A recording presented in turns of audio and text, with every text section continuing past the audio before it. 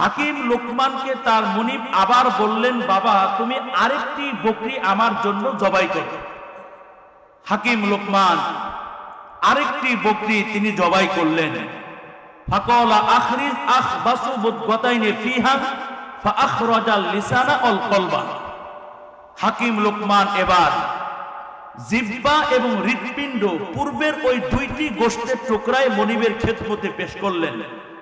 ফাকালা লাহু মাওলাহু আমারতুকা আন তুখরিজা আতয়াবু মুদগাতাইনি ফিহা ফাআখরাজতাহুমা। মনিব তার গোলামকে বললেন, আমার গোলাম, যখন তোমাকে ছাগলের উৎকৃষ্ট দুইটি গোশতের টুকরা আমার খেদমতে আনার জন্য বললাম, তখন তুমি জিহ্বা আর হৃৎপিণ্ড এই দুইটি টুকরা নিয়ে আসছো। আর ওইদা আমারতুকা আন তুখরিজা আখবাসু মুদগাতাইনি ফিহা ফাআখরাজতাহুমা,